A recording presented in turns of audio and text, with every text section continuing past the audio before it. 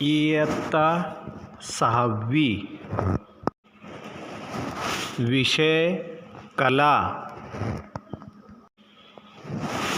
घटक नृत्य प्रकार. उपघटक विविध नृत्ये व माहिती. चित्रकलेच्या अंतर्गत विविध कलांचा समावेश होतो हे यापूर्वीच्या विवेचनामध्ये आपण सगळेजण ऐकलेलं आहात.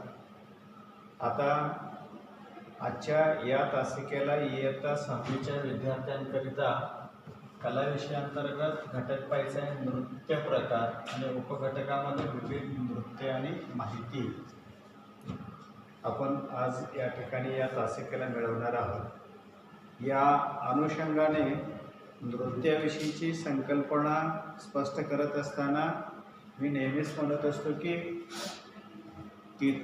कला 64 प्रकारांच्या असतात. त्यामध्ये चित्रशिल्प, नृत्यनाट्य, गायन वादन, संगीत अशा अनेक प्रकारच्या कला एकत्रित येऊन त्यामध्ये या 64 गोष्टींचा समावेश होतो. म्हणून कला 64 प्रकारांच्या असं म्हणतात. त्यापैकी नृत्यकला ही सुद्धा एक कलाच आहे. 64 कला प्रकारापैकीच एक आहे. आणि या नृत्यासंदर्भामध्ये असलेली पार्श्वभूमी पहा. साध्या साध्या गोष्टींमध्ये आपण नृत्य होत असताना पाहतो, परंतु प्रत्यक्षात नृत्य कर म्हटल्यानंतर त्या वेळेला मात्र तो खचून जातो, लाजून जातो. एखादी हालचाल ही सुद्धा आपली ही नृत्याचीच असते, पण नृत्य म्हणून त्याच्याकडे आपण पाहत नाही.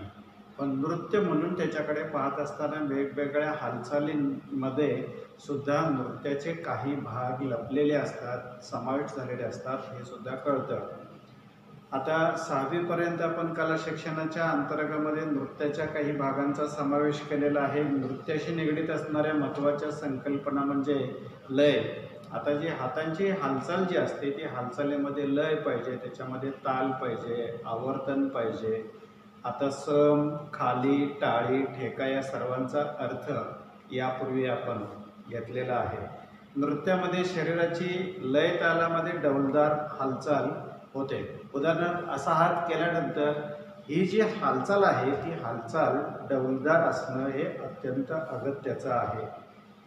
या शिक्षकास्थ पुस्तिकेमध्ये अनेक गोष्टींचा उल्लेख केलेला आहे. शास्त्रीय नृत्य प्रकार आणि लोकनृत्य यातील फरक आपण पाहिलेला आहे. काही शास्त्रीय नृत्यशैलींच्या नावांची ओळख या पुस्तिकेत करून दिलेली आहे.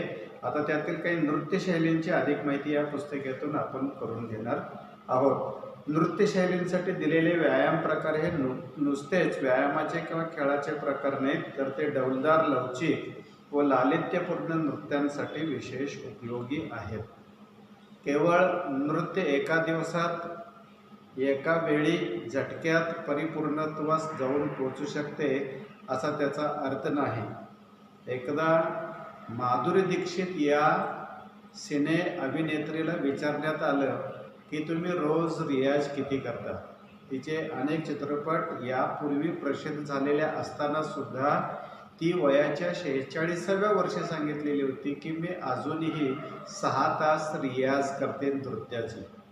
म्हणजे एवढे नावारूपाला आलेले अभिनेत्री सुद्धा अनेक चित्रपट त्यांचे प्रसिद्ध आहेत, जागतिक पातळीवरती त्यांचं नाव असताना सुद्धा सराव सातत्याने करण्याचा जो एक प्रकार आहे किंवा सराव सातत्याने करत असताना त्यांच्या नृत्यामध्ये येणारे जे बारकावे आहेत त्या बारकाव्यामुळे त्यांच्या नृत्यांना अधिक प्रसिद्धी मिळते.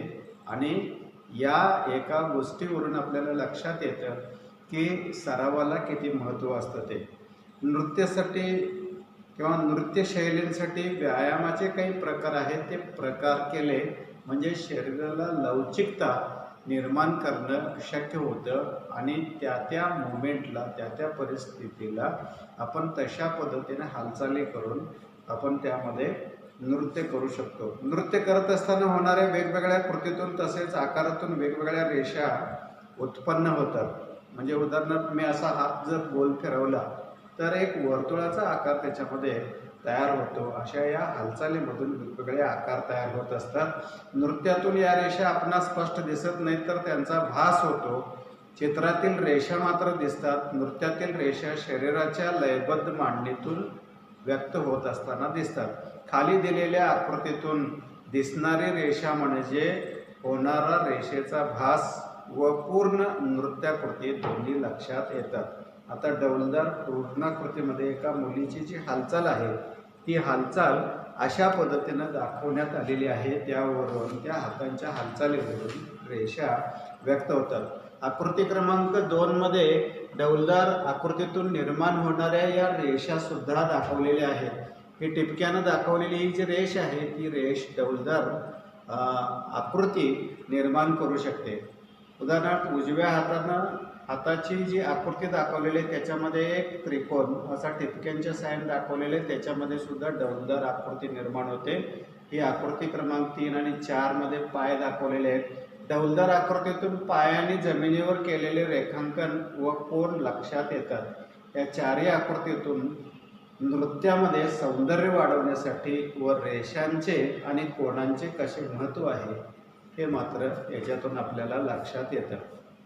हातापायांच्या हालचाली, त्या हालचालींबरोबर नृत्यात पायांच्या तालबद्ध आघातांनाही महत्त्व असते।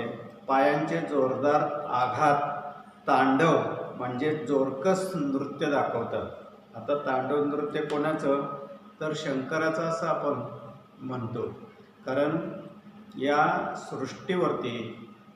सृष्टीमध्ये अनागोंदी कारभार जर चालू झालेला असेल आणि जेव्हा ही गोष्ट शंकराला कळते तेव्हा त्याला ती गोष्ट सहन होत नाही, हा सगळा अनाचार थांबायला पाहिजे, तेव्हा त्याचा जो तिसरा डोळा कपाळावरती असतो तो उघडतो आणि तांडव नृत्याला प्रारंभ होते आणि त्यावेळेला पृथ्वीवर होणारा हा जो संहार आहे, अनर्थ ज्या गोष्टी आहेत त्या गोष्टी थांबाव्यात किंवा थांबतात अशी एक संकल्पना आहे। तर त्या हातापायांच्या हालचालींबरोबर तांडव नृत्य करत असताना, तांडव म्हणजे जोरकस केलेलं एखादं नृत्य दाखवलं जातं। तर हळूवार निघालेल्या घुंगराच्या आवाजातून लास्य म्हणजेच हळूवार नाजूक नृत्य प्रतीत होतो। नृत्यात पायांच्या व हातांच्या हालचालीतून तसेच चेहऱ्यावरील हावभावामधून भावभावनांचा आविष्कार जातो। उदाहरणार्थ मी असा जर चेहरा केला तर माझ्या चेहऱ्यावरचा हास्य दिसतो, आणि मी जर असा चेहरा केला तर त्या चेहऱ्यावरचे एक्सप्रेशन जे आहे ते एक्सप्रेशन बदललेले दिसतात। मी जर डोळे विस्फारून बघितलो तर विस्मयकारकरित्या मी पाहतो आहे असा अर्थ त्या चेहऱ्याच्या हावभावामधून व्यक्त होतो। आणि मी हास्याच्या रूपाने जर बघत असेल तर हास्य या नृत्यातून सुद्धा प्रतीत होऊ शकतं। किंवा हातांचे हातवारे करत असताना हातांच्या ज्या हालचाली आहेत त्या हालचालींना सुद्धा एक विशिष्ट नाव असतं। हे शास्त्रीय संगीतामध्ये किंवा नृत्य करत असताना त्या नृत्यांचा अर्थसुद्धा त्या हातांच्या हालचालीमधून व्यक्त होत असतो। नृत्य स्थिर नसते, ते प्रवाही असते, म्हणजे एका ठिकाणी राहून कधी नृत्य करता येत नाही, ते सातत्यानं हालचालीच्या माध्यमातून करावं लागतं, ते म्हणून कायम प्रवाही असतं। त्यामुळे गतीला नृत्यात महत्त्व आहे, म्हणजे जेवढ्या स्पीडनं नृत्य करतं तेवढ्या पद्धतीनं त्याला महत्त्व प्राप्त झालेलं असतं। नृत्यामध्ये संतुलन असतं, समांगिकता, लयीचे सातत्य, याबरोबरच शरीराची लवचिकता आणि चापल्य म्हणजे चपळता महत्त्वाचे आहे। अशा विविध तत्वांची प्रचिती नृत्यातून येत असते। या सगळ्या गोष्टी नृत्यांच्या रूपानं व्यक्त होत असलेल्या आपल्याला दिसतात। भारतीय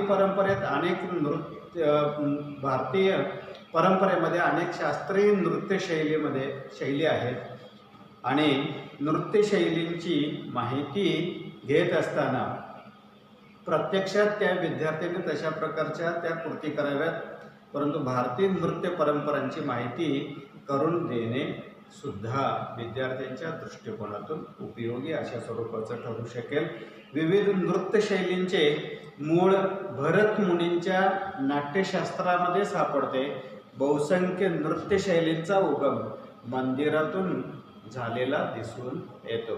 दाक्षिणात्य प्रदेशामध्ये किंवा दक्षिण भारतामध्ये गेला तर वेगवेगळ्या घडीव दगडांचा उपयोग करून निर्माण केलेली काही मंदिरं आहेत आणि त्या मंदिरांमधूनच या नृत्यांची निर्मिती झालेली आहे असं आपल्याला लक्षात येतं.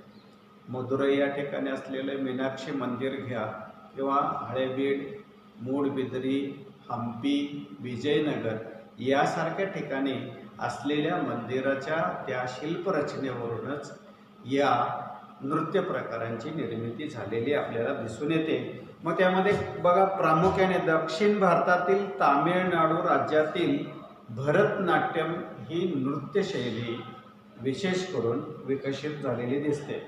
उत्तर भारतातील कथक नृत्यशैली प्रसिद्ध आहे आणि पूर्वोत्तर म्हणजे ईशान्य भारतातील मणिपुरी नृत्यशैली सुद्धा प्रसिद्ध आहे. आणि चौथा प्रकार आहे ओरिसा राज्यातील ओडिशी नृत्यशैली.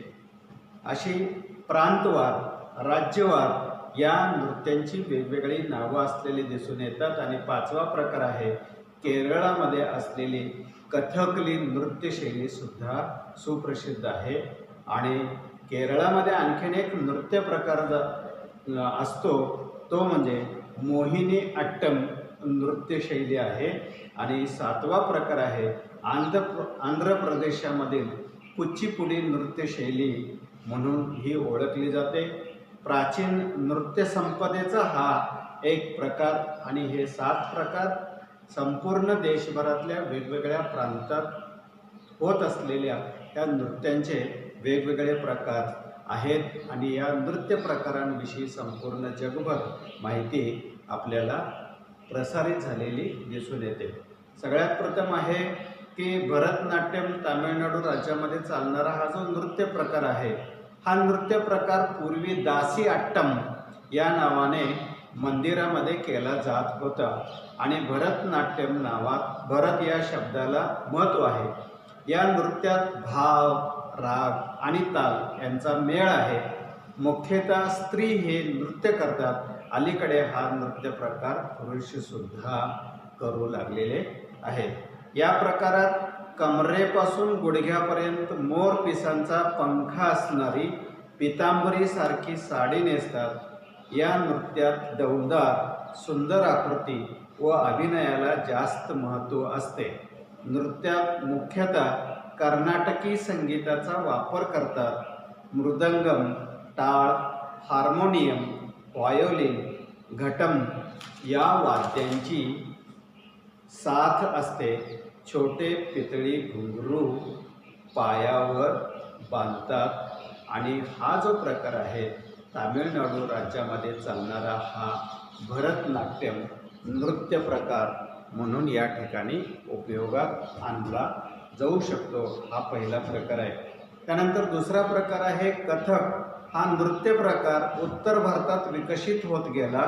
कथा सांगणारा तो कथक, याचा अर्थ असा आहे जो कथा सांगतो तो कथक. आणि आपली कथा रंगवण्यासाठी कथा सांगणारे भाव अभिनयाबरोबरच मुद्रांचा वापर करू लागले व पायाने ठेका धरू लागले. त्यातून कथक नृत्याचा उगम झाला, जन्म झाला. कथकमध्ये ताल, लय, संकल्पनांची अचूक मांडणी असते. तबल्याच्या बोलांना या नृत्यात महत्त्व आहे. म्हणजे तबल्याच्या ठेक्यावरती हा नृत्य प्रकार सादर केला जातो. नृत्यात घुंगरांचे विशेष महत्त्व यामध्ये असते. या नृत्यामध्ये पायांची क्रिया, पदन्यास आणि अभिनय यांचेही महत्त्व विशेषत्वाने दिसते. नंतर या नृत्यामध्ये वेशभूषा कशी असते बघा, की कथक नृत्य करताना विविध प्रकारचा वेश परिधान करतात. चुडीदार, घेरदार, अंगरखा, जाकीट, ओढणी इत्यादी राजस्थानी पोशाखाचा वापर नृत्य करणारे नर्तक यामध्ये वापरत असतात किंवा वापरतात. आणि पुढचा प्रकार आहे उत्तर भारतामध्ये चालणारा हा जो नृत्याचा प्रकार आहे, हा प्रकार आहे की कथक. कथकमध्ये असलेला हा पोशाख आणि त्या कथक नृत्याची रचना याच्यामध्ये सांगितलेली आहे, दाखवलेली आहे. त्यानंतर मणिपुरी हा नृत्य प्रकार ईशान्य भारतातील लोकनृत्यातून निर्माण झालेला आहे. हा डौलदार नृत्य प्रकार असून यात हालचाली सुबक व नाजूक असतात. यात वसंत ऋतूचे आगमन व कृष्णाची भक्ती या दोन्ही विषयांवर आधारलेली नृत्य असतात. म्हणजे मणिपुरी राज्यांमध्ये साधारण ईशान्य भारतात चालणारा हा जो नृत्य प्रकार आहे तो कृष्ण या घटकाशी संबंधित असलेला आपल्याला दिसून येतो. आणि त्यातले मात्र पोशाख हे अशा पद्धतीचे केलेले असतात.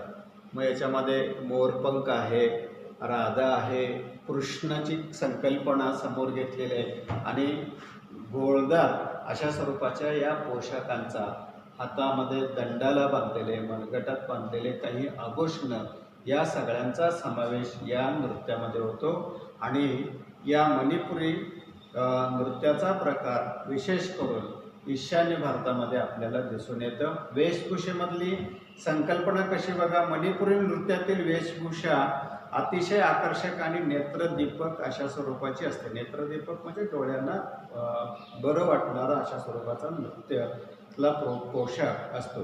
छोट्या गोल आरशाने सुशोभित केलेला गडद घागरा आणि जॅकेट परिधान केले जाते.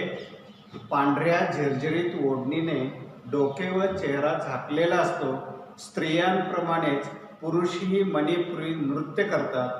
नृत्य करताना पुरुष गळ्यात मृदंग किंवा काही नृत्यात मंजिरा हातात धरून त्यावर ताल देतात. मंजिरा म्हणजे वाजविण्याचं जे एक वाद्य आहे त्या वाद्याचा उपयोग हातात धरून ताल धरण्याकरिता त्याचा उपयोग करतात. ओडिशी हा पुढचा प्रकार आहे नृत्याचा. हा नृत्य प्रकार मुळात ओरिसातील आहे. ओडिशी हा नृत्य प्रकार ओरिसा राज्यातील आहे. ओरिसातील सूर्य मंदिरातील जगन्नाथाच्या उत्सवात हे नृत्य केले जाते. या नृत्यात जगन्नाथाची स्तुती असते. म्हणजे ओडिशी नृत्यामध्ये जगन्नाथ मंदिरातल्या जगन्नाथ देवाची ही स्तुती गायलेली असते. भगवान जगन्नाथाचे मंदिर, सूर्य मंदिर या ठिकाणी कोरलेल्या शिल्पातून स्फूर्ती घेऊन या नृत्यशैलीची रचना झाली असे मानतात. जगन्नाथाच्या मंदिरावर कोरलेल्या सर्व शिल्पाकृतींचा या नृत्यात समावेश आहे. नृत्याची सुरुवात गणपती, जगन्नाथ व नटराजाच्या मंगलाचरणाने होते. यामध्ये वेशभूषा कशी असते पहा. ओरिसा परिसरात विणलेली सुंदर पांढऱ्या रंगाची विशिष्ट किनार असलेली साडी नर्तिका, नर्तिका म्हणजे नाचकाम करणाऱ्या स्त्रिया नेसतात. तर पुरुष पांढऱ्या रंगाचे धोतर नेसतात. याच परिसरात घडवलेले चांदीचे विशिष्ट दागिने नृत्यांगना घालतात. आंबाड्यावर म्हणजे केसांची जी रचना असते त्यावर विशिष्ट पद्धतीचे फुलांचे अर्धचक्र असते व आंबाड्यांमध्ये फुलाप्रमाणे चांदीचा सूर्य खोवलेला असतो.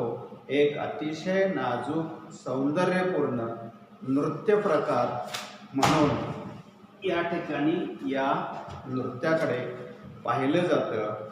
आणि हा नृत्याचा जो प्रकार आहे तो प्रकार ओडिशीमध्ये अशा स्वरूपाचा असतो. आणि हा नृत्य प्रकार इथं आपल्याला पाहायला एकंदरीत मिळत असतो. त्यानंतर कुचिपुडी.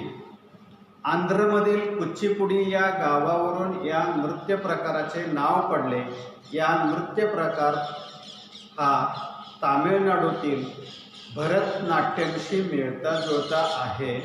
आणि 400 वर्षापूर्वी या नृत्य प्रकाराचा जन्म झाला असे म्हणतात. त्यासाठी भरतनाट्यम सारखीच वेशभूषा यामध्ये वापरतात. हा कुचिपुडी नृत्य प्रकार आणि नृत्य प्रकारातील वेशभूषा आणि रचना साधारणपणे यामध्ये दिसलेली आपण पाहतोय. आणि पुढचा प्रकार आहे मोहिनी अट्टम. मोहिनी अट्टम केरळातील भरतनाट्यम होय. हे नृत्य धार्मिक उत्सवातून आणि धार्मिक सणाप्रसंगी घरोघरी केले जाते. आजही ते मूळ स्वरूपात पारंपरिक पद्धतीने केले जाते असे म्हणतात. एक किंवा अनेक स्त्रिया मिळून हे नृत्य करतात. शरीराच्या हालचाली व नृत्यांचे तंत्र भरतनाट्यम प्रमाणेच असते. गीतांची भाषा मात्र याच्यामध्ये मल्याळम असते. मोहिनी अट्टमचा हा जो एक प्रकार आहे तो प्रकार चित्राच्या रूपाने आणि त्याची लयबद्ध हालचाल, त्याचा पोशाख अशा पद्धतीने असतो. यामध्ये केलेली जी वेशभूषा असते ती वेशभूषा कशी असते पहा. एकतर पांढरी साडी, पांढरा पोलका आणि कमरेला सोनेरी अथवा रुपेरी कमरपट्टा असा पारंपरिक पोशाख स्त्रिया परिधान करतात. सर्व केस आंबाड्याप्रमाणे डोक्यावर एका बाजूला उंच बांधतात. त्यावर मोगऱ्याचे गजरे मळतात. रंगभूषा साधारण भरतनाट्यम सारखीच असते, परंतु डोळ्यांना रंग लावून डोळ्यांचा भाग जास्त गडद करतात. त्यानंतर शेवटचा हा जो नृत्य प्रकार आहे तो प्रकार केरळमधला आहे आणि तो कथकली म्हणून ओळखला जातो. केरळातील हा कला प्रकार केवळ नृत्य नसून नाट्यही आहे. केवळ नृत्याचा समावेश याच्यामध्ये झालेला नसून त्या अभिनयातून नाट्यसुद्धा व्यतीत होतं.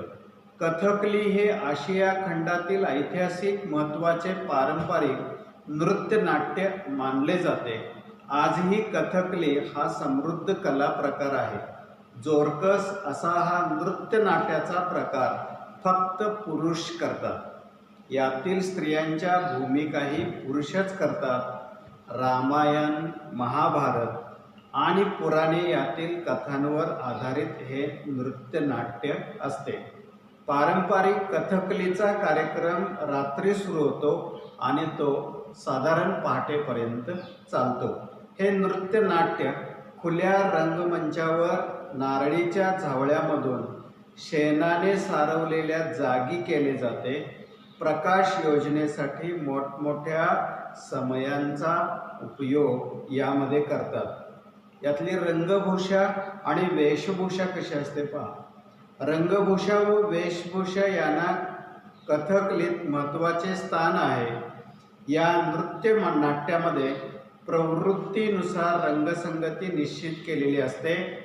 कथानकातील पात्रांना त्यांच्या प्रवृत्तीनुसार रंगवले जाते. त्यासाठी पिवळा, हिरवा, काळा, लाल आणि निळा या रंगांचा वापर करतात. नर्तक मोठा घेर असलेले घागरे घालतात. वरती लांब व सैल हातांची जॅकेटे घालतात. रंगवलेला मोठा लाकडी मुकुट डोक्यावर घालतात. तो जवळजवळ 5 किलोग्रॅम वजनाचा असतो. याशिवाय अनेक प्रकारचे दागिने अंगावर घालतात. कथकली नृत्यात दाक्षिणात्य पद्धतीचे संगीत कर्नाटक प्रकारचे असते. 4 जणांचा वाद्यवृंद असतो.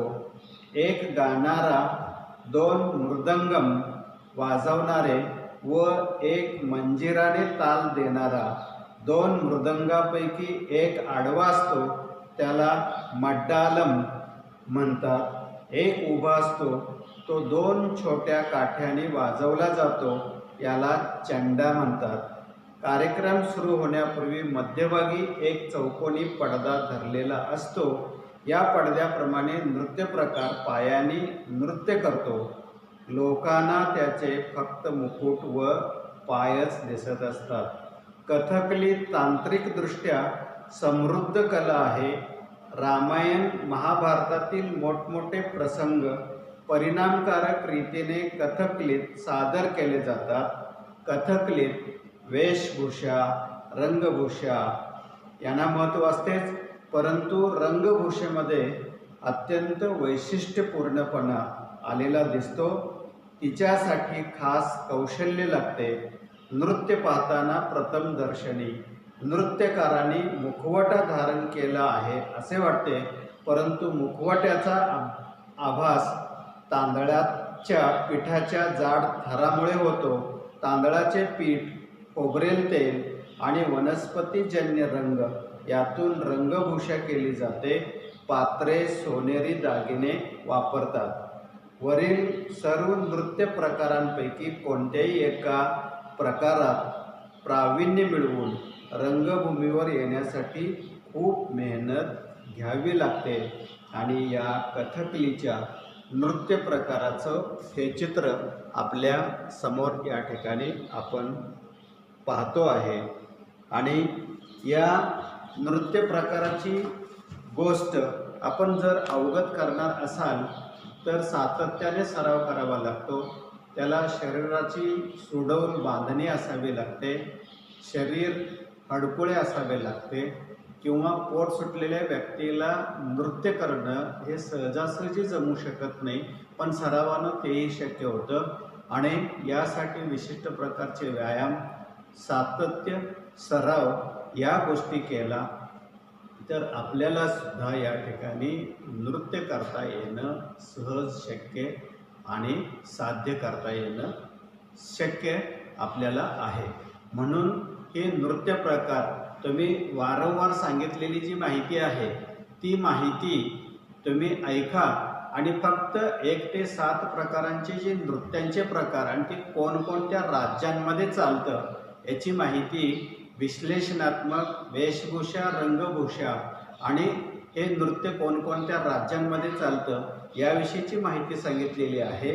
आत्तापर्यंत जे गृहपाठ तुमचे झालेले आहेत त्या गृहपाठाच्या शेवटच्या गृहपाठाच्या मागच्या बाजूला या ठिकाणी नृत्य आणि नृत्यांचे प्रकार असं लिहा आणि 1 ते 7 नृत्यांची नावे आणि डॅश करून त्या नृत्यांच्या पुढे कोणत्या राज्यांमध्ये हे नृत्य प्रकार चालतात त्या राज्यांची नावे लिहा. म्हणजे तुमचा हा गृहपाठ म्हणायला काही हरकत नाही, परंतु तुमच्याकडे एक चांगली सुंदर माहिती संग्रहित राहील आणि यावर आधारित तुम्हाला तोंडी परीक्षेला काही प्रश्न विचारले जातील की कथकली नृत्य कोणत्या राज्यामध्ये चालतं किंवा केरळ राज्यामध्ये कोणतं नृत्य प्रकार चालतो याविषयी माहिती सांगणं सहज सुलभ तुम्हाला सर्वांना होऊ शकेल. धन्यवाद. नमस्कार.